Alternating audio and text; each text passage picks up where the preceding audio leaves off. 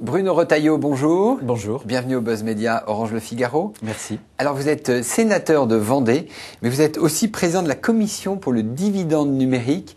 Alors on va voir tout de suite à quoi correspond le dividende numérique. Il y a un premier chiffre, c'est 2 milliards d'euros. C'est le montant que souhaite obtenir le gouvernement de la vente des fréquences 4G, donc cette fameuse téléphonie mobile qui mariera l'Internet haut débit. Là, ça va être lancé courant 2011. Donc on le voit, le dividende numérique, c'est pas un sujet en l'air comme ça. C'est la meilleure gestion des fréquences pour effectivement les finances publiques. C'est un sujet très important. C'est un sujet fondamental pour les finances publiques. Les 2 milliards, c'est plutôt un minimum. Le gouvernement n'a pas dit qu'il en attendait exactement 2 milliards. Il dit plutôt j'en attends au moins 2 milliards. Donc ce sont des ressources pour le budget. C'est aussi une infrastructure essentielle pour demain, les fréquences. Parce qu'on voit bien qu'aujourd'hui, la porte d'entrée vers Internet, c'est le mobile. Le trafic explose, il décuple pratiquement tous les 2 ans. Il faut des nouvelles fréquences qui nous permettent de téléphoner, d'accéder à Internet, d'échanger des données. Et ça, seules les fréquences radioélectriques peuvent permettre à cette société du nomadisme, de la mobilité de se déployer. De se développer. Alors on le voit, le dividende numérique, ça va être une question qui va être posée à partir de novembre 2011, lorsque la vieille télévision analogique s'éteindra, donc on aura de nouvelles fréquences. Et alors Éric Besson, avant-hier, avait dit que si les télévisions faisaient un petit peu de place, c'est-à-dire qu'elles compressaient leur signal, il y aurait un deuxième dividende numérique. Vous l'avez déjà mis en œuvre? Vous avez déjà regardé ce qui était possible de faire? Non, c'est un peu tôt. On sait très bien qu'aujourd'hui, la modernité, les techniques nouvelles sont beaucoup moins gourmandes en fréquences. Ce sera encore plus vrai demain. Donc, on aura vraisemblablement des fréquences qui permettraient d'être extraites de la radiodiffusion pour servir justement la société de mobilité dont je vous parlais. C'est un peu tôt pour en parler. Ça veut dire qu'il faut s'y préparer quand même, mais le sujet est un peu anxiogène parce qu'on n'a toujours pas extrait le premier dividende numérique et on ne l'a pas mis en vente non plus. Donc je crois qu'on ne peut pas effectivement parler du deuxième. Voilà. Parce que mais il faut raisonner, il faut le préparer à 10 ans. Et ça, c'est un sujet à 10 ans. Voilà. Alors que le ministre s'exprime sur ce sujet-là, il a raison. On va le préparer. Il y a une commission mondiale des radiocommunications l'an prochain. C'est un sujet qui débute, mais attention, il faut d'abord réussir l'extraction et puis la vente du premier dividende. Alors le cœur du problème, c'est que ces fameuses fréquences, qui sont des biens rares et donc assez précieux, sont partagées entre les télécoms d'un côté et les télévisions de l'autre, les médias au sens général, puisque les radios également. Il y a une espèce de guerre à qui aura les meilleures fréquences. Éric Besson espère que la guerre de Troie n'aura pas lieu. Vous voyez ça comment ? Alors, la question, c'est la convergence. Est-ce que la convergence des réseaux, la convergence aussi des terminaux, on voit bien maintenant avec le sujet de la télévision connectée que Internet et la télévision s'entrecroisent, s'entremêlent de façon assez intime. On a plusieurs régulateurs, mais qui ont des métiers différents. On a un régulateur des réseaux avec l'ARCEP, qui s'intéresse à la concurrence, qui s'intéresse aux équilibres économiques, et on a un régulateur des contenus, des libertés publiques, le CSA, qui s'intéresse à la diversité culturelle, qui s'intéresse aussi au pluralisme. Peut-on rapprocher ces deux régulateurs? Oui, on peut les rapprocher. Donc vous êtes sur la même position que Éric Besson, qui veut un rapprochement. On peut les rapprocher sans les fusionner, parce que je pense que les métiers sont différents.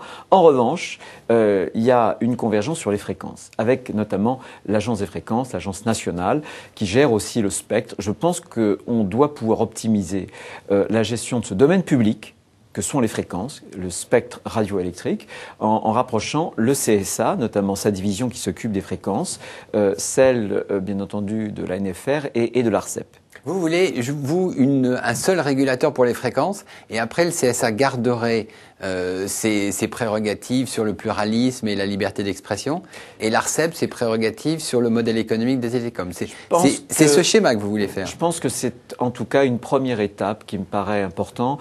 J'ai étudié de près l'Ofcom, un régulateur qui est unifié.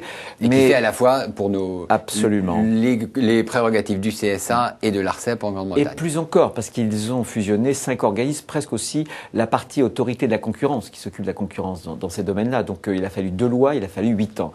C'est un gros chantier. Moi, je pense que, compte tenu de la spécificité culturelle française, il y a un métier sur le pluralisme, sur la diversité culturelle, mais je pense qu'on peut parfaitement, en même temps, sur la gestion du spectre, mieux unifier, mieux optimiser cette fréquence. Alors ça, c'est un chantier.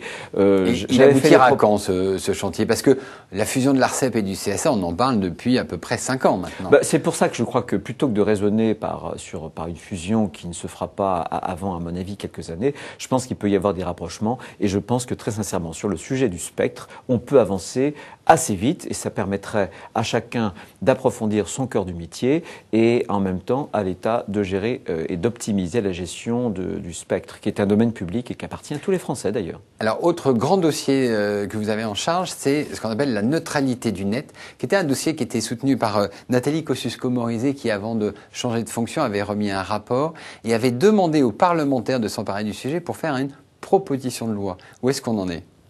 Il faut éviter 2 écueils pour la neutralité des réseaux notamment. Le premier écueil, c'est la congestion des réseaux qui sont de plus en plus encombrés. Le deuxième écueil, c'est le verrouillage des contenus. Internet doit rester un réseau ouvert, bien, si on veut qu'il contribue à la création et aussi si on veut qu'il contribue à la croissance. Moi, je suis pas partisan d'une loi, parce qu'en France, on croit toujours qu'avec des lois, on résout les problèmes. Le problème de la net neutralité, par exemple, c'est aussi le problème du développement de capacités d'investissement. Donc, il y a un sujet économique avant d'être un sujet proprement juridique ou législatif. En revanche, je pense qu'il y a un petit sujet juridique.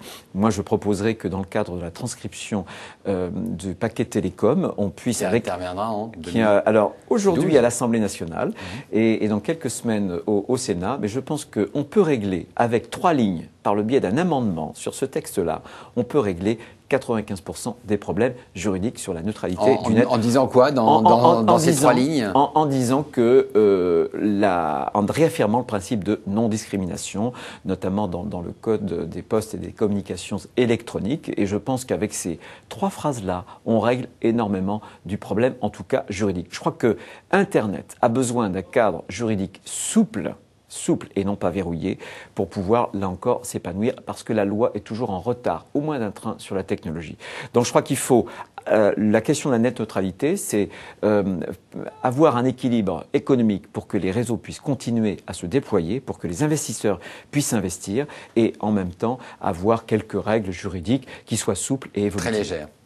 Bruno Retailleau, je vous remercie et nous nous retrouvons demain avec un nouvel invité. Merci beaucoup.